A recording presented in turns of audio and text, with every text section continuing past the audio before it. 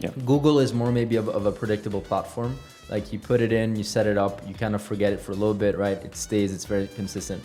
It's demand based. And so the most important thing is that you have a foundation with your sales process. And if you do, and most of my clients do, and if they don't, we work on that part before we even start scaling ads, then scaling ads becomes a lot more profitable automatically. You mentioned like being specific, right? You can get really, really granular, especially if multiple products, because if someone buys this product, then you should know that, okay, the next product they should buy or need is this one, right? And that's maybe a different flow. So one other thing that I advise you to do is that go and sign up for your competitors' email lists. Yeah. Study exactly what the sales process is. Some brands, they don't really have like a repeat purchase product, or maybe they have like one main product at the moment.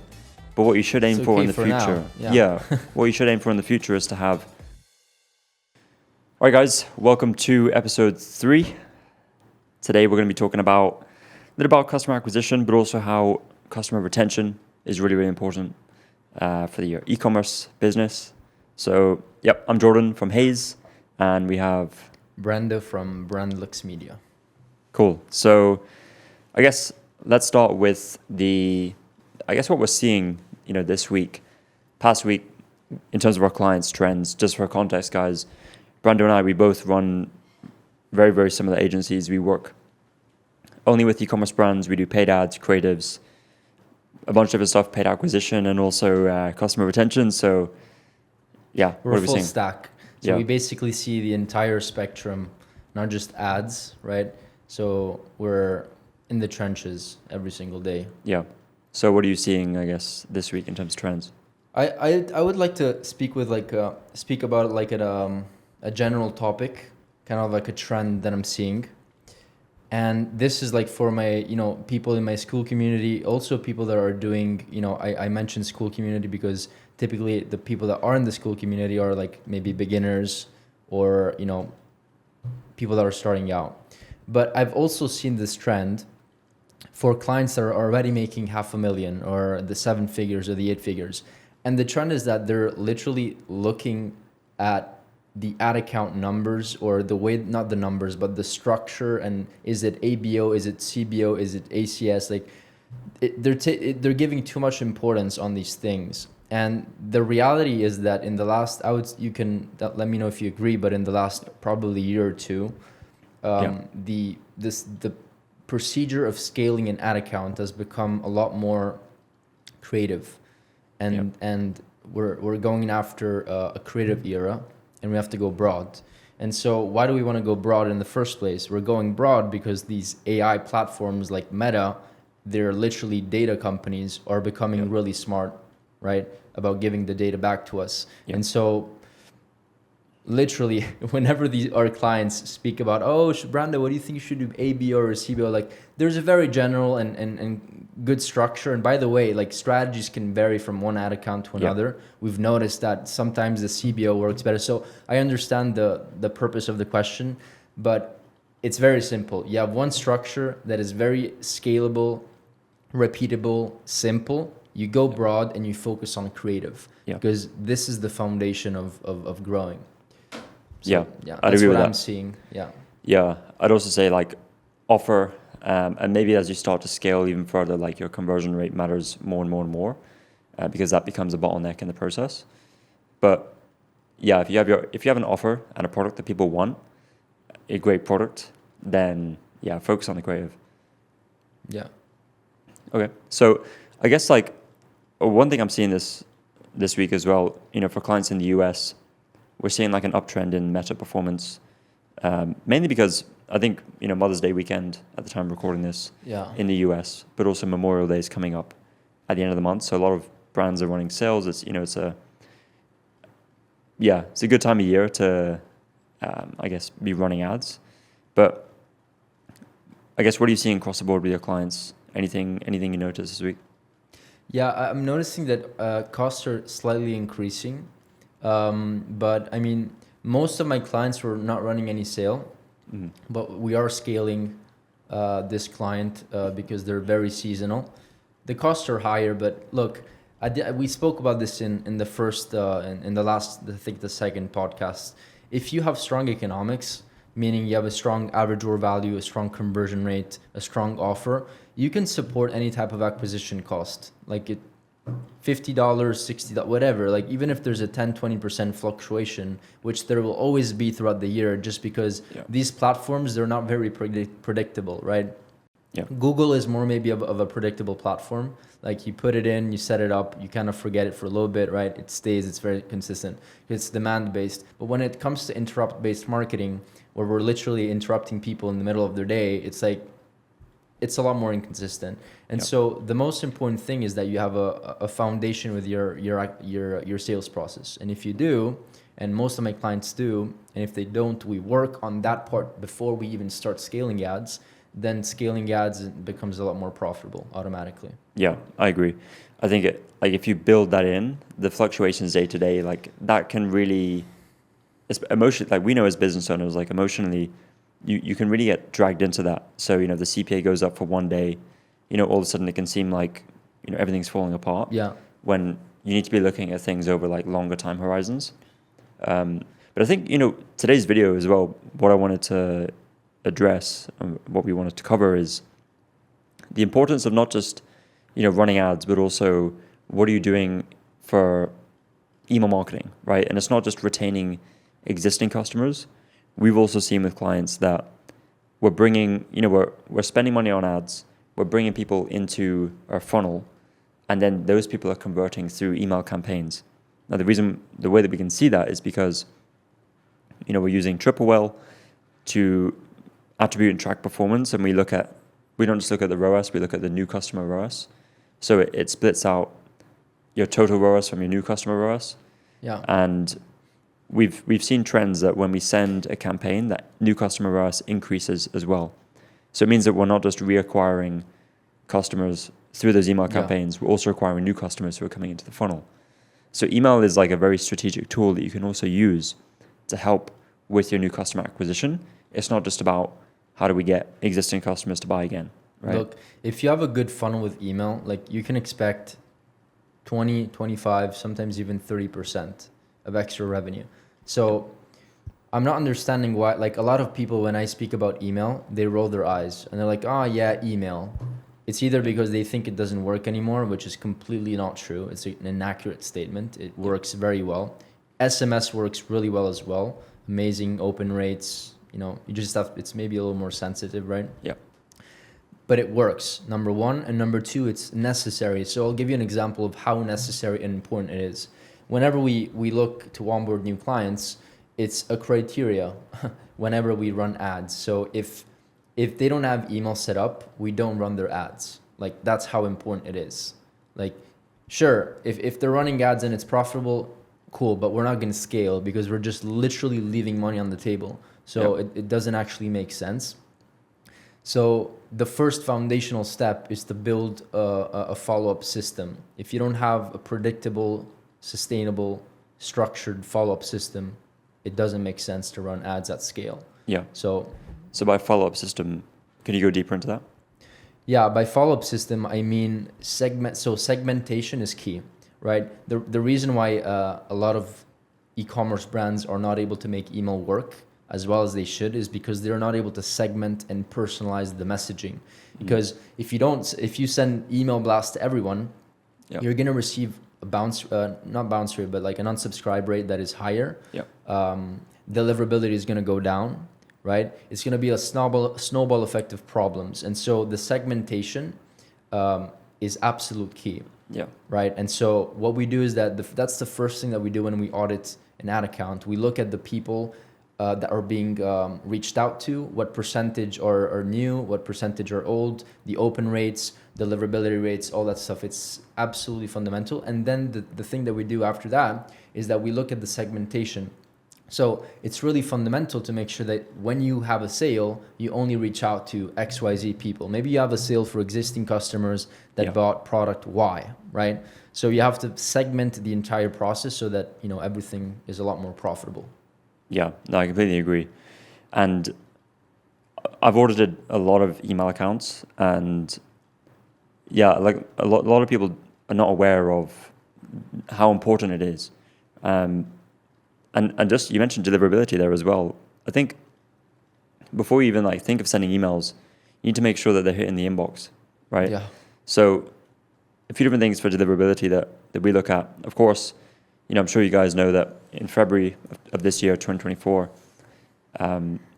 Google, Yahoo, like they rolled out these stricter, I guess, parameters around like bulk email senders, so sending over 5,000 emails a day. Yeah.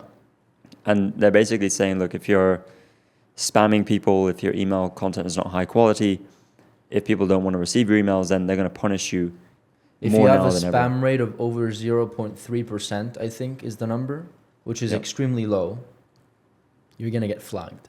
Yeah. So it's very, very strict rules. So how do you go after that? Like, how do you solve these problems? Yeah. So the foundations are, there are 3 main areas that you want to be like checked off on, right? So basically, if you look at your DNS, right? So where your domain is set up, you have your SPF, you have DKIM, and you have DMARC. Those are 3 different things. Now, what are these things, right? You've probably heard of them before, but what it boils down to is basically Gmail, Yahoo, AOL, like all these people that are receiving your emails, they use these 3 things to make sure that you're a trusted sender. Yeah. And it's also like authentication, right? That's part of what DMARC is. So to keep it simple, trust and authentication for the Exactly. people that are not, too technical out there. Yeah.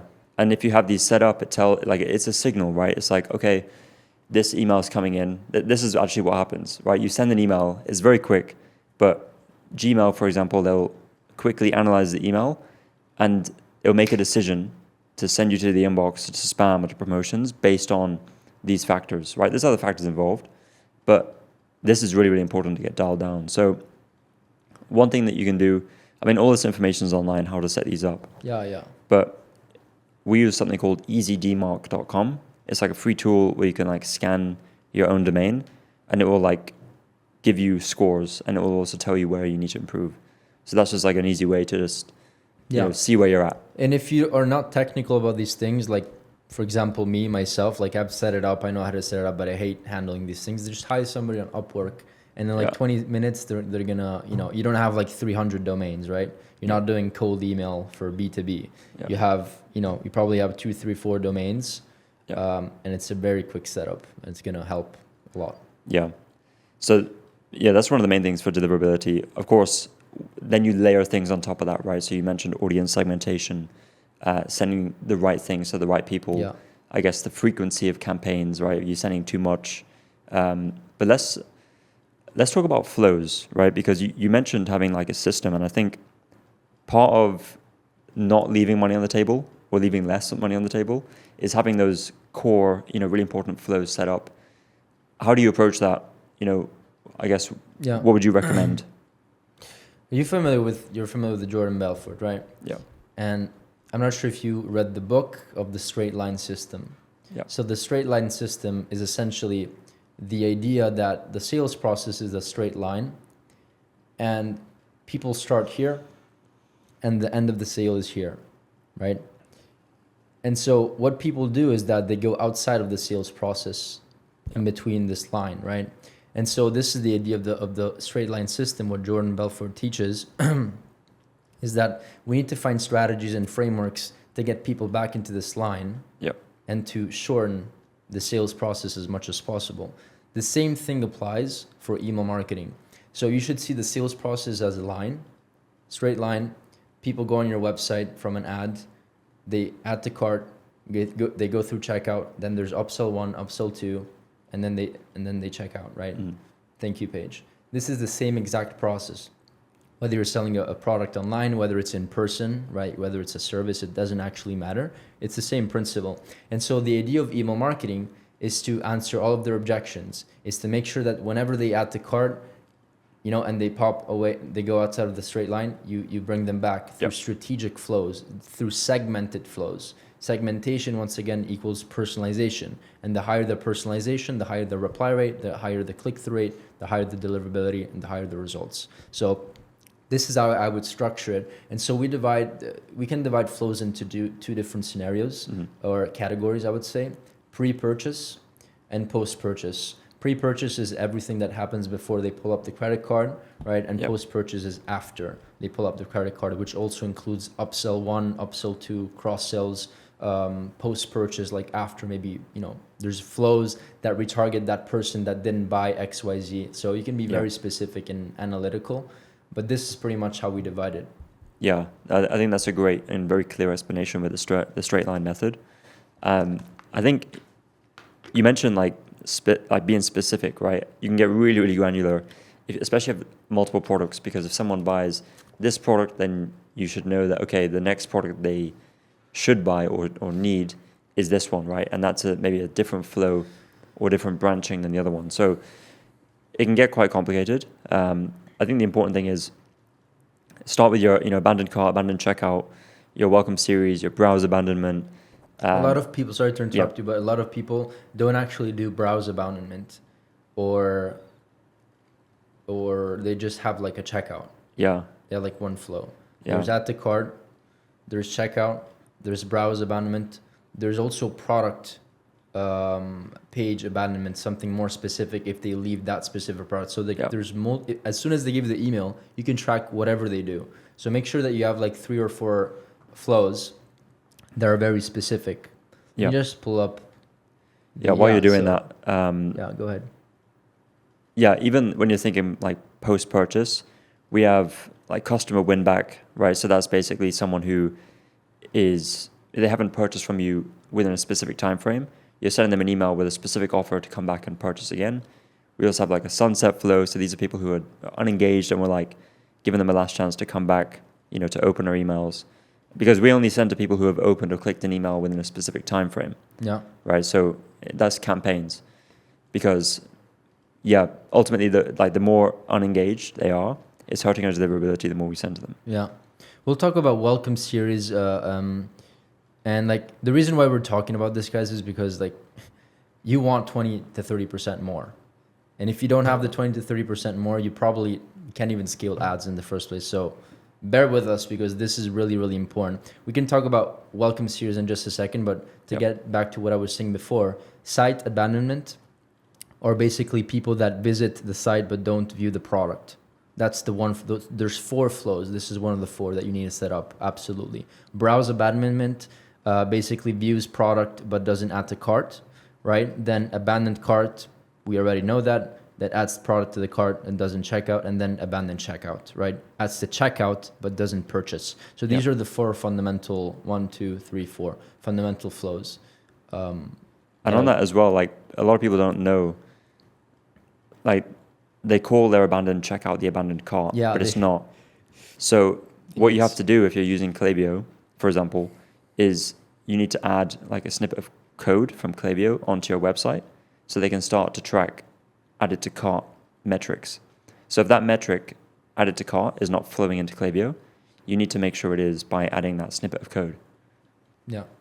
Once again, if you don't want to get too technical with all these things, hire somebody for $30, $40, $50, whatever it's going to cost you. It's going to be worth the investment and your time. Yeah, cool. So I guess one thing I wanted to mention as well about email is, especially if you have a subscription model in your business where you have a recurring model where you're sending product out every month and customers can pay, subscribe and save, whatever. Email should be a tool that you use to convert one-time customers into subscribers, right? So a lot of the times people are thinking about, okay, we have this customer, how do we get them to purchase from us again? We should be thinking about how do we get them to purchase a subscription from us so that we're acquiring a subscriber, right? And those people are like really warm because they've already purchased from you and they've already tried the product. So now how do you get them into a subscription? So with our clients, we have flows for this, but we also have campaigns and initiatives every month for this as well. So yeah, wanted to mention that if you have a subscription model, definitely use that as a strategy. If you don't have a subscription model, start a subscription model, because we're talking about all these things. We're talking about retention marketing, right? email marketing, all these things are retention-based approaches. And one that is absolutely amazing and that works well and that is proven to increase LTV, it's literally proven 100% of the time, is subscription. So there's always ways to find, there's always a way to find a subscription model to your business. Find it, do research. Your competitors, probably some of them, the big ones, are probably doing it, right? So one other thing that I advise you to do is that go and sign up for your competitors' email lists. Yeah. Study exactly what the sales process is. Sometimes we funnel hack our clients' competitors by just buying the product ourselves. We spend hundreds of dollars just by just scrolling and buying and studying the entire sales process. And then we save links and we... Sorry, I'm losing my voice. You continue. I need a drink. We can cut that out. We can leave it in. No, do whatever you want. We're not gonna cut it out. It is what it is. But yeah, so you need that part. You need a funnel hack. You need to do your email marketing, and you need to do your subscriptions. Yeah, let's talk about returning customer rate. It's a metric that you should be looking at. So, what have you seen benchmarks wise? What should people be aiming for? How do they even where do you even look to find this metric? Yeah, so it's on Shopify. It's easy to spot, very easy. Every time I ask the question and they're not on Shopify, it becomes it's really problematic conversation, almost discouraging because they don't know their numbers. But on Shopify, hopefully you're on Shopify, you can see it. We like to aim for at least 20%. If you have 20%, you're doing fine, you're doing good. And we have some clients that have up to 45%, which is at scale, right? Yeah, I'm not saying with no ad spend, because if you for those of you that don't understand this, if you have an acquisition process and you're spending $100,000 a month, right, the repeat rate is going to go down significantly, right? So don't discourage yourself if that's what's happening, but that needs to be around 20% when you scale. Mm-hmm. And it's very, very different depending on the industry, the type of product. And also some brands, they don't really have a repeat purchase product, or maybe they have one main product at the moment. And that's okay, right? But what you should aim for in the future, what you should aim for in the future is to have multiple products that you can use to upsell and get people to purchase back. If you're, regardless of whether your main product is a repeat purchase product or not, you should have, those options. Look, we have a client that's selling home decor. They're doing good numbers, high seven figures, and they have a 27% rate. That's really good. Why? Because they have a lot of products. They have lighting. They have products for the kitchen, just general house, outside of the house. People just come back. They see them as the go-to brand for their home decor. Mm-hmm. And it's working. And plus, if you're setting up the email marketing infrastructure, it's way easier to set up when you have more than one product. If you have one product, do your flows, do whatever you can, but it's you're leaving a lot of money on the table, right? Yeah. And I guess as well, whenever we see clients, they roll out more products. Every time you launch a product, there is a huge opportunity for you to have, create some hype, make it an event for your email list as well. So if you plan to launch a product, let's say 3 months from now, start planning out, how are you going to launch that to your email list, right?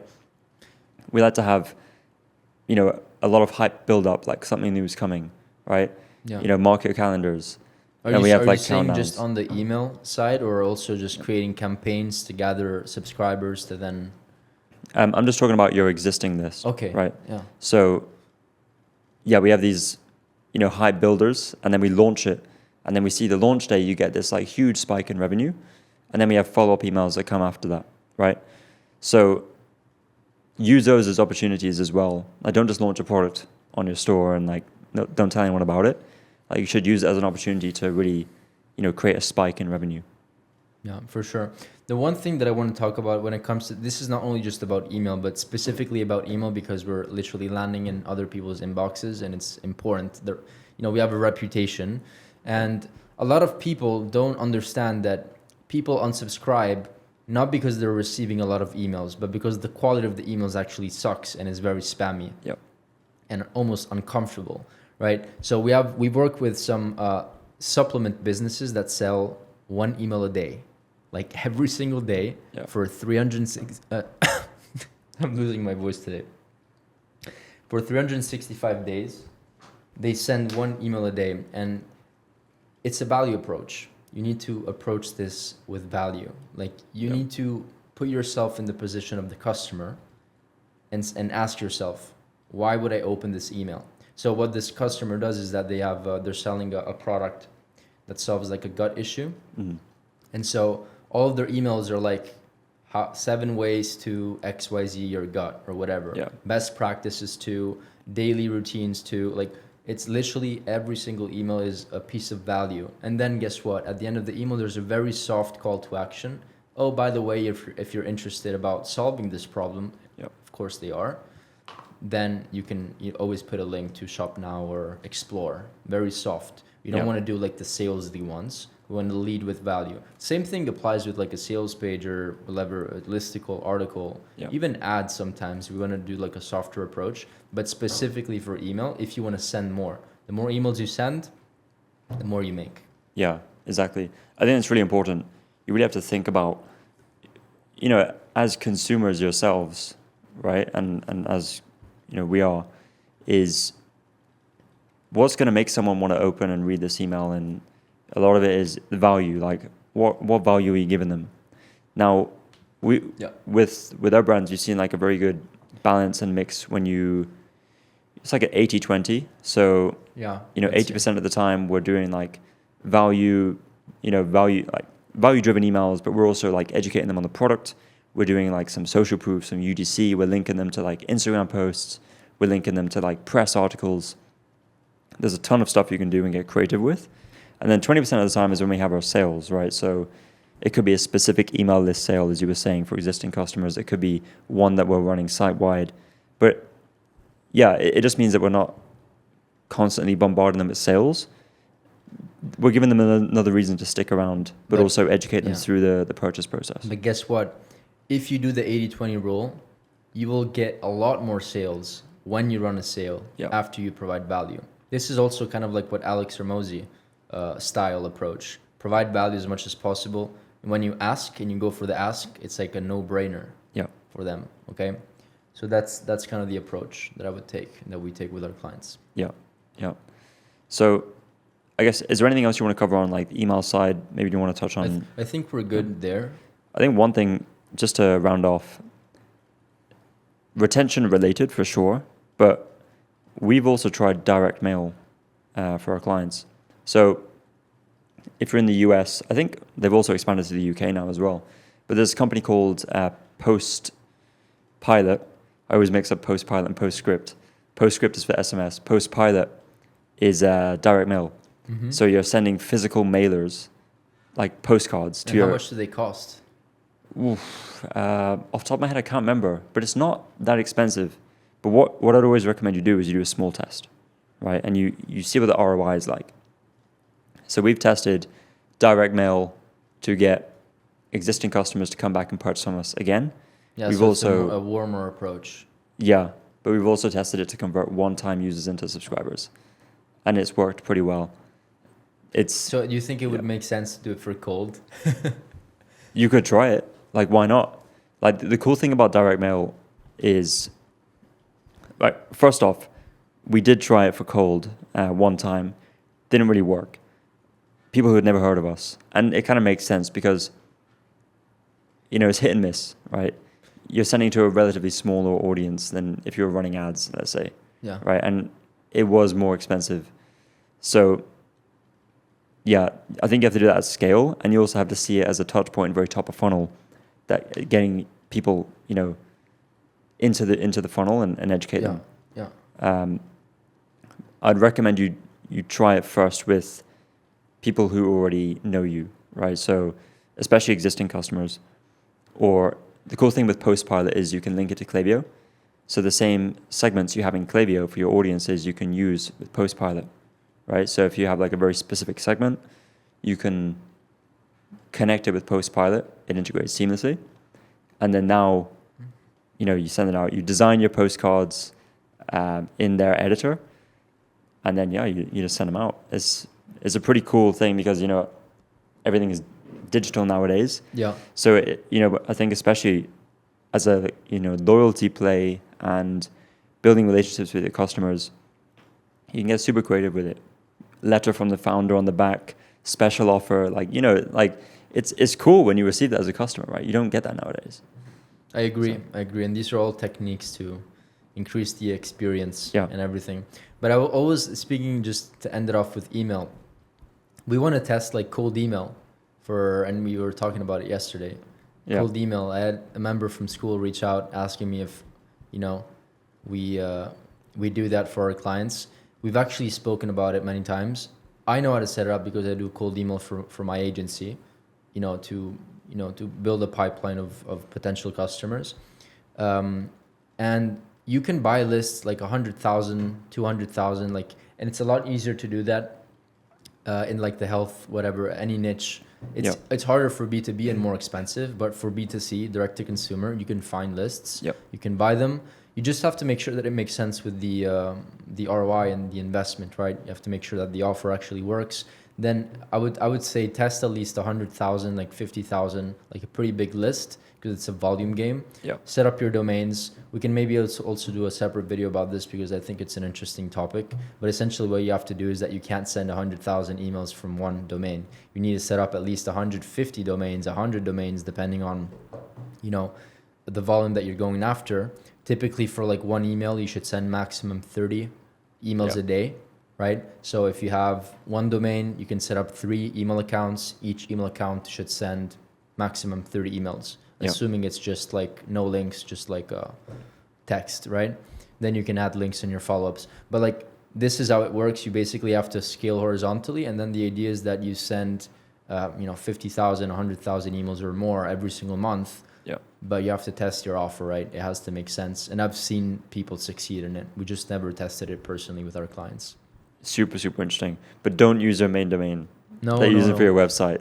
You can use that for your warmer email marketing with Klaviyo. So let's explain what's a burner domain. A burner domain is basically if my domain is brandlexmedia.com, a burner domain is try brandlexmedia.com or get trial brandlexmedia.com or .info or .net, right? Other domains. You're setting up domains specifically for the reason of sending out cold emails, and you should warm those up. Yeah, we can really get deeper into this, but maybe a separate episode can be. Yeah, I read this case study of a brand that sold a subscription. It wasn't for. I'm not sure if it was for B2C. It might have been. I have to double check, but it was $97 a month, and they sent 300,000 emails in 1 month. They set out they set up a bunch of domains, and they actually got like a 5x ROI on their on their first month. Crazy, on a subscription. That's crazy. So that's absolutely nuts. Physical product? No, it was like maybe it was like a coaching. Okay. For the consumer, but it was a consumer product. Nice. So it was it was a digital product. So that's even better. Even better, even better. And so if your margins are good, and I mean anything you can make anything happen, honestly, with good marketing. Yeah. But that's a perfect example. I saw this case study. Thought I'd share. Yeah, super, super interesting. Okay, so we've covered email. We've covered kind of the retention marketing side. We've covered looking at returning customer rate. Anything else you want to cover on that side, or you want to switch gears? Let's switch. I think we spoke enough about email. Yeah. Guys, it's a boring topic, but it's the topic that will make you money and scale. Yeah. It's like everyone wants to talk about ads and performance marketing and all these crazy hacks, but the fundamentals, like email your customers, just email the customers. Yeah, exactly. One thing we didn't touch base on is pop-ups. Like what it's a question that I get a lot. Yeah. It's just not something that I'm being asked for a lot. But one important thing is not to get a pop-up in the first 5 seconds. Wait. Yeah. Because if they are sticking for 30 seconds, if you send a pop-up after 5 seconds, they could have stuck for 5 seconds, or they could have stayed for a minute. You're ruining their experience. If you send it after 30, or we're testing 30, 40, 50 seconds, you're only showing the pop-up to people that would be interested in buying in the first place, right? Yeah. So you're much more efficient, and you don't lose people, and there's a higher percentage of people that actually opt in. A good percentage is like 5%. If you can get 5% of your visitors to convert, that's a very solid number. Yeah, depends on the offer as well, right? Like if you have a really strong offer in the pop-up, you're likely going to get a higher opt-in rate. What offers are you running, just very quickly? What do you recommend? Well, it depends. So some clients like 10% off. That's the traditional standard, yeah, right? like if you have an AOV of like up to $300, I would say, like there's no hard and fast rules, but 10% off, some brands 15, even 20% off. Some brands are like higher AOVs, a dollar amount. Yeah. Some brands we don't have like a percentage or a dollar off amount. It's more like you get this free product when you sign up. Or free guide or free ebook. Yeah. Like So people will just information, like they want information. So yeah. And one thing we're testing that has led to a higher opt-in rate is you basically create a pre-screen. So a lot of people, the pop-up will come up and it's like, enter your email to get this, right? But what we've tested and what's working pretty well at the moment is you have a pre-screen which just says like, hey, would you like 10% off? Yes or no, I'd rather pay full price. And then when people click yes, then they ask for the email. And it's a micro commitment, right? So now that they're already on the second screen, they're like, oh, let me just enter my email, right? Yeah. Because they've already taken that. It's like getting those micro commitments, those like first yeses, and you're training the customer to say yes. One other thing that works, that's a great idea actually. One other thing that works is that it's asking for how do you collect numbers. So because that's really a gold mine. Like there's really, really high open rates with text, right? Like 50, 60, 70%, crazy. And so one strategy is that the standard strategy is to ask for both at the same time. Mm-hmm. So email and SMS. But some people are just going to get turned off by it. It's like, oh, I don't want to give like that. So one way to do is that have a two-step form, ask for the email, get the micro commitment, and then say, oh, by the way, if you give us your phone number, you're going to enter a free VIP list where we give out 50 products for free a month. Yeah. Right? Or something like that. Yeah. So you're creating a two-step form, micro commitments, and so it gives you a better chance. Yeah, that's great. Yeah, or you upgrade the offer itself, right? So maybe it's 10% for email, but if you sign up for SMS, it's 15%, right? So you can get really creative with it. And then one last thing, I know we keep saying we're going to end this off, but... Say it off. So we're testing a cool software that allows you to send voice notes using AI to the SMS inbox, right? So you receive like SMS as a text, right, from brands. You can use Klaviyo, Attentive, PostScript, but this new software is kind of like in the earlier stages, and we're one of the, like, I guess the beta testers or whatever. So basically, let's say it's me sending out, like I'm the brand owner, and I want to send out like voice notes to my customers at scale. So I record something for them, which gets them to they clone my voice using AI. Yeah. And it means that now I can like type anything and they will use AI to put it in my voice, right? So it's really cool because it comes into your SMS inbox as a voice note. And like you want to click play. you're gonna click play. And it even shows like your face as it comes in on the voice note. That's amazing. It's pretty cool. It's gonna work. It's early stages, and I'm not gonna drop the name yet because we're still testing it out. We're still seeing if it's good, but if it works, maybe I'll drop it. Same thing. Yeah. Same thing you can do is by personalizing the experience is using tools like HeyGen for like AI cloning. So you can film a video. It's a great tool. You can film a video, and I haven't seen other videos do it better than them, honestly. Film a video for in like 2 minutes, and then we'll clone literally your mouth, your voice, your face, everything. And you can just type what you want it to say, and then you can have like a system that basically switches the names of your prospects or your customers, right? Or maybe people that didn't buy yet, right? That would be amazing, right? To do it for literally every person. We actually do that, but we use a different tool. I completely forgot about it until you mentioned HeyGen, but we use Maverick. So I think it's like try Maverick as Maverick AI. It could maybe be better for ecom because it's high volume. HeyGen can be a little expensive. So. Yeah, Maverick's great. We work with Maverick across a few different brands. You know the cost? I want to say it's only like $300 a month. Don't hold me to that. Yeah. Because it might be based on different. But like, what it does is it's not as, I guess, sophisticated as HeyGen, but you record a video, like you record it one time, but these are more for like your flows, right? So what we have for some of our clients in the abandonment flows, instead of them getting an email, they get an email with a link to a video. So they click the link, it takes them to a landing page with a video.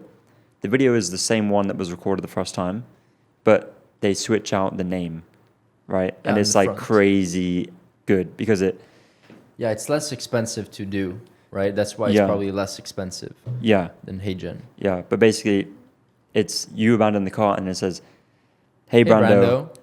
Yeah, but like it doesn't sound robotic. It doesn't sound, because the video itself was recorded actually by them. The only thing that changes is the name. And they actually, when you sign up for it, they get you to like say 100 names, and then they use the AI to film it. And they also move your mouth, and you're not super like close to the camera where you can like see. Yeah. And it works super well. We use it for like abandons. We use it for, if you have a subscription product, failed card payments is a big one. Post-purchase, like thank you from the founder. Yeah, you can get really, really creative. Yeah, what was the software? This is crazy. It works very well. There's this software that you can collect emails. Oh, retention.com? Collect emails of users without them. Retention.com is one of them. That's one, but there was the other one that I sent you. I can't remember. But retention.com, like they achieve the same thing. It's like anonymous visitor emails, but you can email them from your Klaviyo account. If you're smart with this, you can really get an ROI. Like I'm seeing like 10x, 20x ROI on this, like other people using it, and we're starting to implement it with our clients. Yeah, we're using it as well for some brands. Yeah. I think we covered the email part. Yeah. Even if we wanted to stop talking about email. Tangents and tangents. 20 minutes ago. Yeah. We have time for anything else? I think we're good for this episode. Unless you want to touch base something related to email, top it off. Cherry on top of the cake. No, I think pretty good. If you're thinking of like which email platform should I use, if you're on Shopify, use Klaviyo. I will say, and what I've seen, I haven't tested this myself, but there's other solutions out there. I think SendLane is another one, which is cheaper and has better customer support. That's just what I'm hearing. I haven't used it myself. We still use Klaviyo. There is another thing. Another tool that we're testing is basically this tool that improves your deliverability. They do multiple things, but one of the things they do is they identify bots and people on your email list that should be suppressed. So basically what suppressed means is that you can make an active profile inactive for now. Doesn't mean you're removing them from the list. You're just making them inactive based Klaviyo. On behavior or? Based on behavior, multiple data points. So let's say you have someone who's disengaged and it's like constantly being monitored.